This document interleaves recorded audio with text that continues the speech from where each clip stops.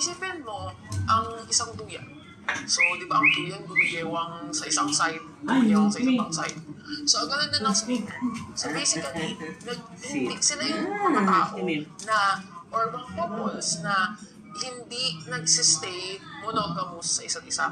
Halimbawa, may ang isang couple, yung babae, pwede siya nakapagtalik sa ibang tao, ibang lalaki, ibang babae, depende sa preference niya. Ganon din yung, may cases din na yung lalaki, ganon din. So, pwede siyang makipagtalik sa ibang babae, lalaki, whatever, kung namang gusto niya. Tapos, pag meron din situation na yung isa nanonood, na gusto niyang pinagmamasdan yung partner niya na makikipagtalik sa ibang tao.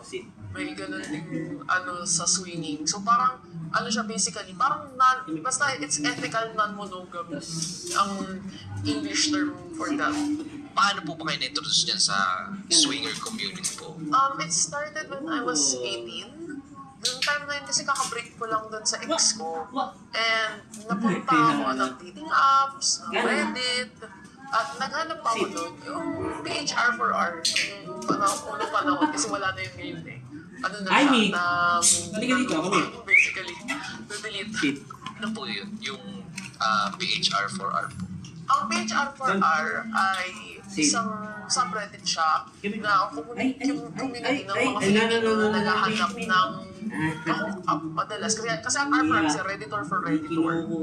So, naghahanap sila ng Redditor na kasama ng activities, pero usual talaga sa usually sa pagbebang siya na subreddit. So, ayun nga, di ba nasa R for R ako noon? Nag-post lang ako noon na gusto kong matry na kasi nung time na yun, virgin pa ako. Wala pa akong experience. Mulat na ako, aware na ako na gusto ko ganung bagay. Pero, syempre, wala akong experience. Wala akong karanasan doon.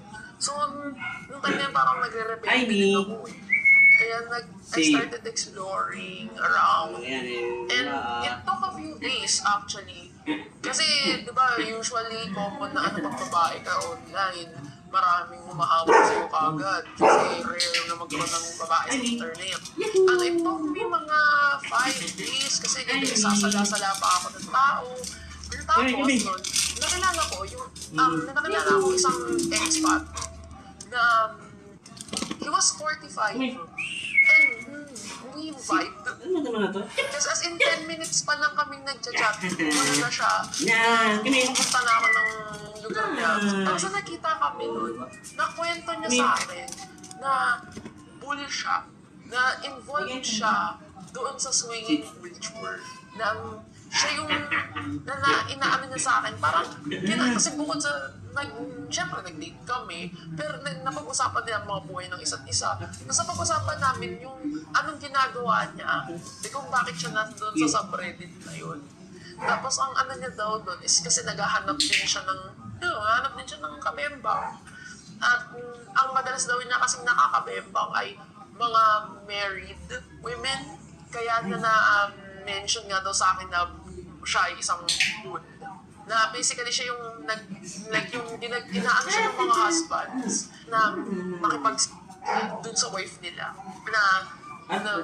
Tapos minsan yung si husband nagiging watcher, o minsan hindi din siya nanonood, basta bahala lang kayo sa buhay niyo, freestyle, ganun. Pero yun yung parang pinaka-common na theme sa Pilipinas, napansin ko sa mga tulad niya, mga foreigners dito na, especially kasi wala siyang asawa, wala siyang pamilya dito. Kaya mas nakikita ko na madalas silang nag-i-engage dun sa community na yun. Dito na po ba yung part na naisipan niyo po sumali na po sa community? Oo. Kasi na-curious na ako eh. Kasi yung mga kwento niya, pinagkikwento niya sa akin yung mga pinagagawa nila. And parang ako parang nakaka-excite. Like, nagigets ko yung mga couple na bakit sila excited doon. And kaya sabi ko, nag-decide ako na parang naging syndicate, naging isang natatawag nilang unicorn. So, ang unicorn kasi, sila yung mga tao na, di ba sa isang, sila yung +1. Sila yung, so pwede itong mga babae, pwede maging lalaki. Pero usually babae ang unicorn. Yung mga ganyan po ba, may bayad-bayad po yan? Walang bayad. Ako personally, hindi ako nagpapabayad. Ano lang ako, nandiyan ako because gusto ko, hindi dahil, mga pera or, kasi labag sila po nang tumanggap ng bayad sa bagay na gano'n. Ma-fun siya. Kasi para sa akin, ang quote-and-quote bayad is yung adventure na nakukuha ko. Gano'n po kayo kadalas nagaganyan? Minsan, mga 2 beses sa isang buwan. Minsan, wala. Pero actually, pinaka-active kong month, umabot ako ng 4 na beses akong nagsiswing. 4 na beses ako naging unicorn sa isang buong buwan. So, tig-2 couple yun. Tapos tig-2 linggo. Di ba, gano'n na po kayo katagal sa community na gano'n? I miss it. Pumasok talaga ako formally was 2025 actually. This year lang. Yung parang pinaka-formal. Kasi nung 2023 tsaka 2024 parang pa lang ako doon. Parang tinetest ko pa lang yung waters doon. Hindi naman ako kasi nung dali nga nagkikwento yung fubo ko, hindi ako agad pumasok. Parang inano ko lang muna siya, pinariringan ko pa lang yung kwento niya. Up until nag-reach ako ng point na may nag-present na opportunity sa akin na to fully join na talaga, na sumama na dun sa industry na yun. Sa mga tao hindi po nakakaalam, ano po ba yung fubo? So, ang fubo, or short for body, yun yung doctor term. Basically, sila yung kaibigan mo, pero may nagpipempang kayo. Magkaibigan kayo on paper, pero unlike regular friends, meron kayong something na more intimate. Hanggang ngayon po ba, nagsiswing pa rin po kayo? As of right now, I'm no na. Kasi I contracted an infection recently.